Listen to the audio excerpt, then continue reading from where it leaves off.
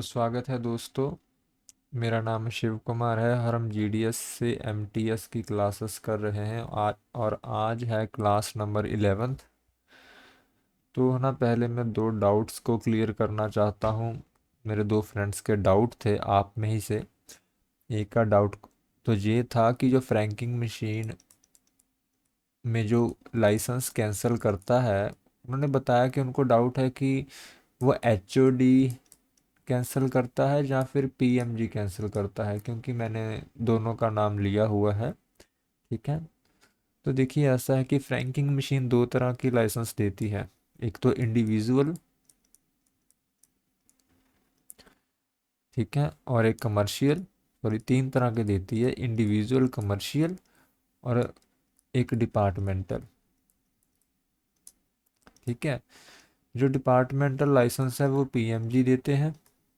जो इंडिविजुअल और commercial licence होते हैं वो हेड ऑफ डिवीज़न देते हैं। तो जो लाइसेंस हेड ऑफ डिवीज़न ने इशू किए होंगे उनको कैंसिल करने का राइट भी इनके पास ही होगा, और जो लाइसेंस पीएमजी सर ने दिए होंगे उनको कैंसिल करने का राइट उनके पास होगा। ठीक है। तो इतनी सी बात है, कैंसिल दोनों कर सकते हैं, लेकिन जो लाइसेंस उन्होंने दिया होगा उनको वो कैंसिल कर सकते हैं। उस दूसरा डाउट किसी स्टूडेंट का, मेरे दोस्त का ये था, वो बोल रहे थे कि क्लॉज क्या होता है। कि मैं क्लॉज की बात करता हूँ, जी क्लॉज है क्या। ठीक है। तो ये जैसे हमारा पोस्ट ऑफिस गाइड पार्ट 1 है, थोड़ा मैं आपसे ये वाला है ना, देखिए ये सरकारी है, मीन्स जो ऑफिशियल डॉक्यूमेंट है, आप इसको नेट से भी डाउनलोड कर सकते हैं। अभी इसमें जो भी इंफॉर्मेशन दी गई होगी ना वो पैरा में मीन्स पैराग्राफ में दी गई होगी, और इस पैराग्राफ के नंबर को क्लॉज बोला जाता है। अभी मैं आपको, जैसे ये 2 नंबर पैरा है जिसमें टाइप ऑफ पोस्ट ऑफिस है, तो इसको हम बोलेंगे क्लॉज नंबर 2। इसके बाद 3 नंबर पैराग्राफ आएगा नाइट पोस्ट ऑफिसर्स का, इसको बोलेंगे क्लॉज नंबर 3। ठीक है। तो क्लॉज क्या है कि पोस्ट ऑफिस गाइड पार्ट 1 के अंदर जो पैराग्राफ्स हैं जिसमें हमें इंफॉर्मेशन दी गई है उसको हम क्लॉज बोलते हैं। बस इतनी सी बात है। तो आई होप दोनों डाउट तो मैंने क्लियर कर दिए होंगे। अभी हम जो आज की वीडियो है उसको शुरू करते हैं। पहले तो ये कि हमें आज पढ़ना क्या है। हमने आज स्टार्टिंग करनी है मेथड ऑफ एड्रेस से, जिसके अंदर ये 6 क्लॉसेस 26, 27, 28, 29, 30 और 31 आती हैं। इसके अंदर आता है कि particular to be furnished address, address में क्या क्या हम लिख सकते हैं। अगर हमने आर्मी में या एयरफोर्स में लेटर को भेजना है तो उसका पता कैसे लिखते हैं। अगर नेवी में भेजना है उसका पता कैसे लिखते हैं। अगर आर्टिकल पर पूरा एड्रेस नहीं होगा तो उसका क्या करेंगे। जो सेंडर का एड्रेस है, जो आर्टिकल भेज रहा है, उसकी कब ज़रूरत पड़ती है। और अगर आप विदेश में हैं, आपका कॉरस्पॉन्डेंट, तो आपको कौन सा एड्रेस मेंशन करना पड़ेगा। ये 6 क्लॉसेस आज की वीडियो में कवर करने की कोशिश करेंगे। बाकी स्लॉट वही 20 मिनट का रहेगा, कोशिश करेंगे 20 मिनट के अंदर सब कुछ निपट जाए। अगर नहीं निपटा तो अगली वीडियो में कंटिन्यू रखेंगे। वैसे मैं थोड़ा थका हुआ हूँ, सेहत अच्छी नहीं है। रात के 12:15 बज रहे हैं, आप रिकॉर्डिंग में भी देख सकते हैं। 5-6 दिन से कोशिश कर रहा हूँ कि वीडियो बनाई जाए, लेकिन बन ही नहीं रही है। लाइफ के सरकमस्टांसेस कई बार इतने बिजी हो जाते हैं। लेकिन मैं कोशिश करूँगा कि सभी वीडियोस में कंटिन्यूस आपको प्रोवाइड करवाता रहूँ। ठीक है। अभी पहली क्लास को शुरू करते हैं, मेथड्स ऑफ एड्रेस। आप देख सकते हैं अभी इसमें बताया गया है 26 नंबर क्लॉज में कि अगर आपका जो पता है, एड्रेस है, वो आर्टिकल पर सही तरीके से अच्छी तरह लिखा होगा तो आपका जो आर्टिकल है जल्दी पहुंच जाएगा। ठीक है। और अगर वो अच्छी तरह से नहीं लिखा होगा तो वो जल्दी नहीं पहुंचेगा। अगर अच्छी तरह से लिखा होगा तो पोस्टमैन को ज़्यादा इंक्वायरी करने की ज़रूरत नहीं पड़ेगी, वो सीधा आपके घर पर ही पहुंच जाएगा। और अगर अच्छी तरह से नहीं लिखा होगा, पोस्टमैन को भी कई बंदों से पूछना पड़ेगा, उसके बाद ही वो आर्टिकल आपके घर तक पहुंचेगा। ठीक है, तो इसमें इतना बताया गया है। और अभी ये लिखा है कि address should be written parallel to the length of a cover and in the lower half towards the right side in the front of the article, leaving a clear margin at least 3 centimeter at the top of for the postage stamp, label, postmark और other indication। इस clause का क्या मतलब है मैं आपको समझाता हूँ, यहाँ पर ही समझाते हैं। इसको मैं मिटा दूँ यार, ये मिटाने में बहुत टाइम लग रहा है। अब इसका भी कोई सोल्यूशन ढूंढते हैं कि इसको आसानी से सारे को मिटा सकें। देखिए, जो लेटर होता है हमारा, जो एनवलप होता है ना, ये उसकी फ्रंट साइड है। तो पहले तो ये बताया गया है जो एड्रेस लिखना है ना, इस जो ग्रेट लेंथ है ना, जो जो बड़ी लेंथ है, इसकी पैरेलल लिखना है। तो हम सभी जानते हैं कि हम ऐसे लिखते हैं। ठीक है, तो इसमें समझने वाली कोई बड़ी बात नहीं, सारे लेटर्स में एड्रेस इसी तरह से लिखा होता है। दूसरा बताया गया है कि ये यहाँ पर 3 सेंटीमीटर की जो जगह है उसको छोड़ना है, किसके लिए, जहाँ पर पोस्टेज स्टैंप को चिपकाया जा सके, या पोस्ट मार्क को या लेबल को चिपकाया जा सके। जब रजिस्ट्री करवाते हैं तब भी जहाँ पर स्टिकर लगता है ना, बारकोड, वो, हाँ, उसको चिपकाया जा सके। ठीक है, ये दो बातें बताई गई हैं। और तीसरा क्या बताया गया है, हाँ बस यही बताया गया है, दो बातों को ही मेन इसमें बताया गया है। देखिए राइट हैंड साइड है ना जी, हाँ बस यही बताया गया है, चलो इसको समझ लिया है। अभी पैराग्राफ बी में जाते हैं। The post town should be noted in the block letter and according to the approved spelling in the list of post offices, part 3 of this guide. It should also be underlined. The pin code of the post town should be noted below। लिखा है post town, उसको block letter में लिखा जाए और उसके साथ pin code को भी लिखा जाए। ठीक है, फॉर एग्जांपल आपने दिल्ली दिल्ली में डाक को भेजना है, तो दिल्ली को आप लिखेंगे कैपिटल में ऐसे। ठीक है, और उसके नीचे उसका पिन कोड डाल देंगे। बस इतना ही लिखा है कि एड्रेस की लास्ट में आप पोस्ट टाउन को लिखेंगे और साथ में उसका पिन कोड भी लिखेंगे। और ये जो बोला है ना कि उसके स्पेलिंग मीन्स जो पोस्ट ऑफिस के स्पेलिंग है वो सही होने चाहिए, वो सभी spelling part 3 of this guide में दिए गए हैं, जहाँ पर सभी पोस्ट ऑफिस की लिस्ट मेंशन है। और अब अभी यहाँ पर द फॉलोइंग, अभी जो एग्जांपल्स को बताया जा रहा है कि ये अर्बन एरिया के लिए एड्रेस को कैसे लिखा जाता है और ये रूरल एरिया को रूरल एरिया में कैसे लिखा जाता है। पहले मैं अर्बन एरिया की बात कर लेता हूँ। तो पहले तो हम एड्रेसी का नाम लिखेंगे। ओके, उसके बाद अगर जैसे अगर वो एडवोकेट है या वो प्रोफेसर है, तो साथ में प्रोफेसर उसका जो प्रोफेशन है वो लिख सकते हैं। अगर उसका है, उससे जल्दी पता लग जाता है पोस्टमैन को। और उसके बाद अगर उसका कोई हाउस नंबर है या स्ट्रीट नंबर है, ठीक है, या उसके हाउस का कोई नाम है, जैसे कईयों का नाम होता है मेहरा निवास, शर्मा निवास, वर्मा निवास, तो उसको भी लिख सकते हैं। उसके बाद नेम ऑफ लोकेलिटी और मोहल्ल, जैसे मोहल्ला होता है, ठीक है, कि रविदासपुरा मोहल्ला, भगतपुरा मोहल्ला। लोकेलिटी भी हो सकता है जैसे अर्बन स्टेट। ओके, और उसके बाद अगर उसका कोई पोस्ट बॉक्स नंबर है तो उसको भी डाल सकता है। अभी पोस्ट बॉक्स क्या होता है इसके बारे में बाद में अच्छी तरह से पढ़ेंगे, अभी बस आप इतना ही समझ लो।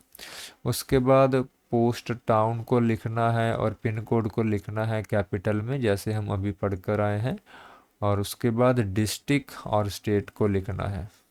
ठीक है, तो एक मैं आपको पता लिखकर ही बता देता हूँ, तो आपको आसानी रहेगी। यहाँ पर कोशिश करता हूँ मैं लिखने की। जैसे मैं लिखता हूँ कि मिस्टर अशोक कुमार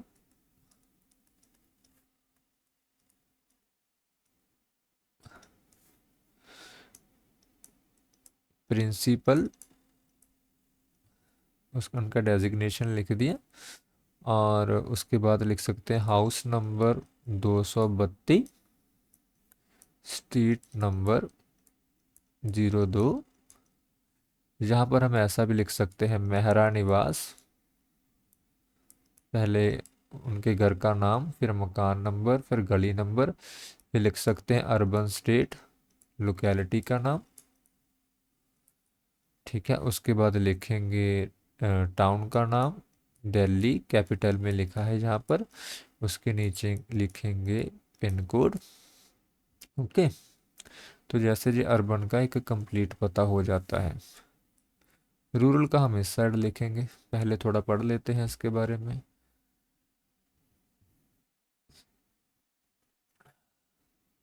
रूरल में पहले तो नाम लिखेंगे, उसके बाद उनका रिलेशन, जैसे फादर नेम या हस्बैंड नेम को लिखेंगे। अगर कोई प्रोफेशन है तो इसको लिख सकते हैं, अगर कोई हाउस नंबर है तो इसको लिख सकते हैं, नहीं तो छोड़ सकते हैं। वैसे कोई गली नंबर है तो लिख सकते हैं, नहीं तो छोड़ सकते हैं। विलेज का नाम लिखेंगे, थाना, पुलिस स्टेशन लिख सकते हैं, name of the post office लिख सकते हैं, लिखेंगे, और साथ में पिन कोड लिखेंगे, तहसील लिखेंगे। अगर पिन कोड सही लिखा है तो तहसील नहीं भी लिख सकते, अगर तो ऐसा कुछ नहीं है कि लिखना है नहीं लिखना है, जो एग्जैक्ट है। इसमें से बहुत सी टर्म ऐसी है जिसको आप छोड़ भी सकते हो और लिख भी सकते हो। ठीक है, ये कोई कंपलसरी नहीं है। उसके बाद डिस्ट्रिक्ट और स्टेट भी लिखना है। नीचे बोला गया है कि अगर पिन कोड लिखा है तो ये लिखो ना लिखो उसकी कोई ज़रूरत नहीं है, लेकिन फिर भी मैं आपको कंप्लीट पता कैसे लिखते हैं यहाँ पर लिख कर बता देता हूँ। अशोक कुमार की एग्जांपल ले लेते हैं। अभी जो मान लेते हैं किसी गांव में रहते हैं, ठीक है, तो मिस्टर अशोक कुमार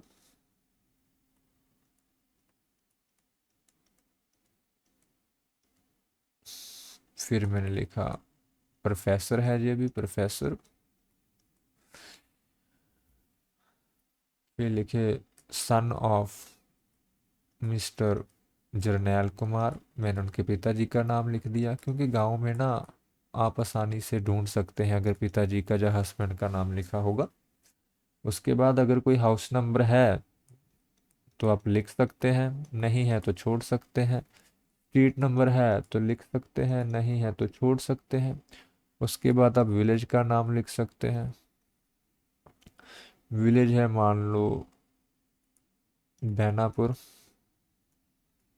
उसके बाद अगर पोस्ट ऑफिस अलग है, अगर तो वही विलेज है वही पोस्ट ऑफिस है तो वीपीओ लिख सकते हैं। अगर पोस्ट ऑफिस अलग है तो भी पोस्ट ऑफिस इस गांव में है, विलेज इस गांव का है। उसके बाद आप तहसील लिख सकते हैं।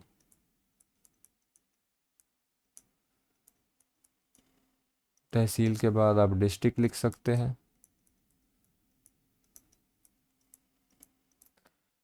उसके साथ स्टेट लिखो, और नीचे आप पिन कोड डाल दो,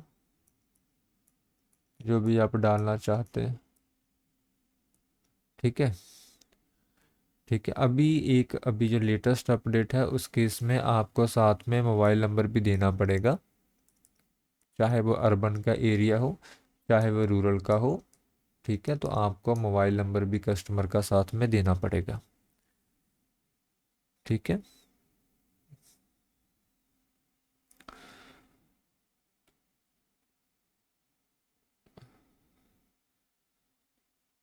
अभी नेक्स्ट जो यहाँ तक तो हम पढ़ चुके हैं, अभी नेक्स्ट डी पैरा में आते हैं। It is particularly important to notice the district in case where there is a more than one post town bearing the same name if pen is not noted. ये बोल रहा है कि कई बार ऐसा होता है ना, कई गांव के या शहर के नाम बहुत कॉमन होते हैं, और कई बार जैसे हमारे जहाँ पर जंडियाला 2 है, मैं आपको बताता हूँ। एक तो मेरे घर के पास ही है और एक जहाँ से 100 किलोमीटर दूर है, और किसी कस्टमर ने पिन कोड लिखा नहीं, तो वो बाद में प्रॉब्लम आएगी। पता नहीं चलेगा पोस्टल एम्प्लाई को कि पोस्ट को जहाँ पर भेजना था तो जहाँ पर भेजना था। अगर दो शहर ऐसे हैं जिनका नाम सेम है तो साथ में उसका डिस्ट्रिक्ट लिखो, जैसे ये जलंधर में पड़ता है जो हमारे पास में है जलंधर डिस्ट्रिक्ट में, और ये वाला है जी अमृतसर डिस्ट्रिक्ट में पड़ता है। तो इससे उनको पता लग जाता है कि वो कहाँ पर जाने वाला है। लेकिन ये चीज़ तभी आप लिखो जब आपके पास पिन कोड आपने मेंशन नहीं किया, नहीं तो वो पिन कोड से समझ जाएंगे कि आर्टिकल ने कहाँ पर जाना है। ठीक है। और आपको इंडिकेशन ऐसा कुछ विया जैसा नहीं लिखना है, जैसे कई लोग लिख देते हैं कि विलेज बैनापुर विया पबमा। अरे भाई उसको विया मत लिखो, उसको पोस्ट ऑफिस लिखो। ठीक है। हाँ, उसको विया मत लिखो, तो विया नहीं लिखना है, उसके पोस्ट ऑफिस का नाम लिखो।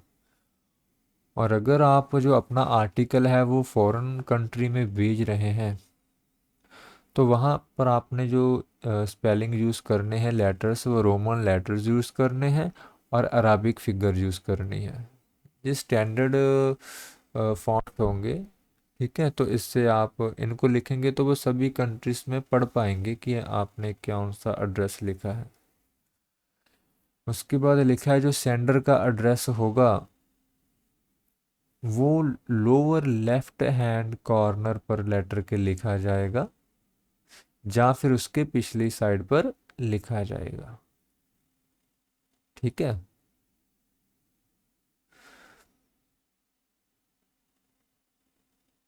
मीन्स उसको ऐसा इसलिए लिखा जाएगा ताकि उसका एड्रेस, मीन्स भेजने वाले का एड्रेस और पाने वाले को एड्रेस अलग अलग दिखे, उसमें ओवरलैपिंग ना हो।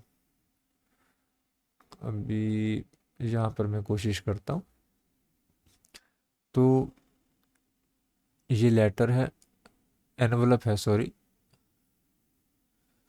तो एक जहाँ तो आप इस साइड फ्रॉम का एड्रेस लिख सकते हैं, या इस लेटर की पिछली साइड जो होती है, जो कुछ ऐसी होती है,